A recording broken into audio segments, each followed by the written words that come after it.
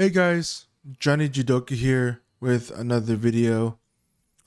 I've been thinking about making this video for a very long time, and one of the reasons why it's taken so long for me to talk about this topic is because of how embarrassing I felt about this experience I had in my life. In 2020, a lot of stuff happened which precipitated an almost suicide attempt. In 2021, I almost jumped off a bridge to oncoming traffic at 60 miles an hour.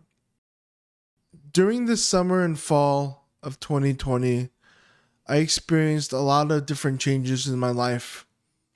I was dealing with emotional and verbal abuse from my previous jiu-jitsu gym. I was leaving a church that I found toxic, and I was also going through financial trouble. In the end, I had to cut off a lot of ties with the people that I cared about. And so I went back home. During this time, I had only been diagnosed with obsessive compulsive disorder. So I was taking antidepressants, which help with obsessive compulsive disorder. The doctor thought best to be put on these meds to manage my symptoms. But if anything, things got progressively worse. I have schizoaffective bipolar disorder with OCD, and my bipolar and my schizophrenia was not being treated. So I progressively got more and more manic. One of the main things that I've struggled with when it comes to mania is hypersexuality, and I don't want to come across like I am a pervert or I am a deviant, because that's not me. One of the symptoms of mania is hypersexuality. And so during this time of hypersexuality, I sought out sexual partners online. Overall, I was being scammed up to $4,000 just so that I thought that I would be having a sexual partner for one night. I stole money from my parents. I stole money from my friends. And I was not in a good mental headspace. I was not home. I was living in a group home. I had no support. I had nothing. And so I realized that I needed help. So I called 911.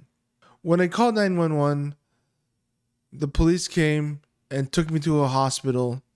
But it was a very poorly run hospital. It was dirty. There's people just sleeping on the floor. Probably people had COVID there.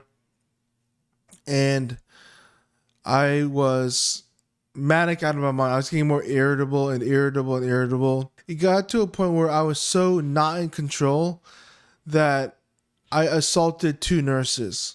I remember whenever I met with my attorney and saw the footage, I didn't realize how aggressive I was being, how violent I was. And I wasn't using jiu-jitsu, I wasn't using Muay Thai, I wasn't doing judo. I was a monster. And I felt very ashamed because I fell into the trap of mania. I fell into the trap of, what if I am able to meet this woman and have sex? So I spent 7 days in jail. I was bailed out by my parents the day after Christmas, but that wasn't the end of it. So there's going to be some extra trigger warnings here for sexual content. Without getting too into it, I found a website where I could find actual people that were escorts, and eventually I found one, and I did not have a good experience. I don't want to go any further than saying that because I don't want to trigger anyone. I don't want to people to think I am a pervert or a deviant or not a good person or dangerous to people.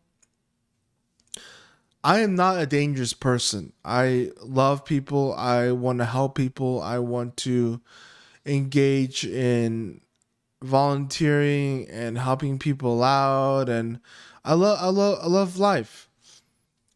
So this happened a couple more times, this fake sexual encounter, and at the end of it I got to the point where I was telling my sister that if she didn't talk to me, I would hurt myself, and I almost jumped off a bridge onto a freeway. The thing that saved my life was my dad. My dad is not the most emotionally aware person, but whenever he picked me up as I was about to go jump off a bridge, he told me, "Hey, let's just go to the hospital." He was very calm about it. He wasn't judgmental, and it made me feel like I could actually get help. I felt and still feel very embarrassed about all the things that have happened to me during this time.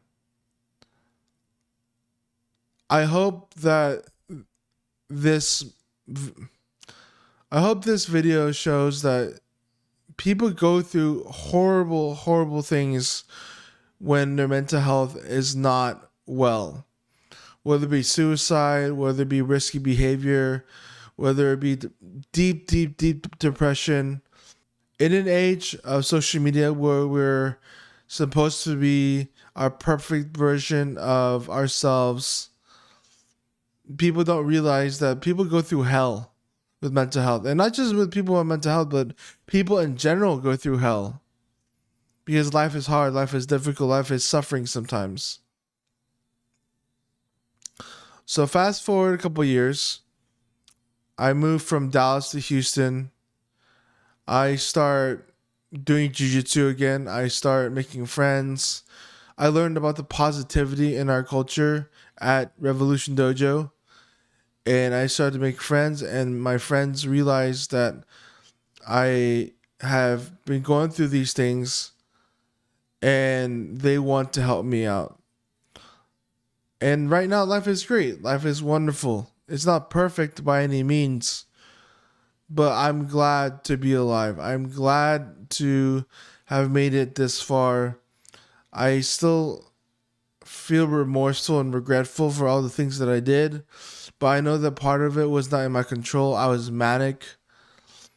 I had to go to jail and I finished my probation, but I just want you guys to know that no matter what you go through, how ugly it is, no matter what, you can come on the other side of it and be okay.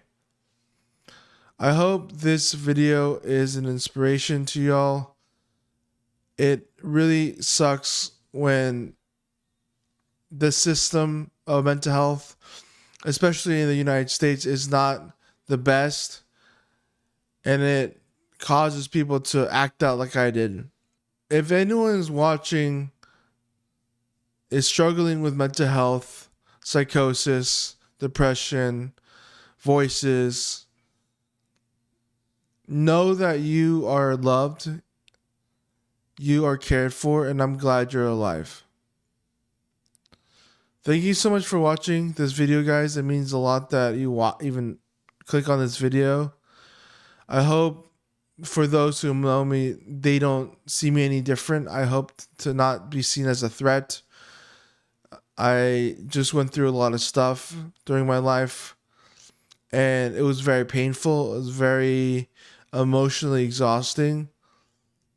But I still plan on helping people. I still plan on being a positive influence to those around me.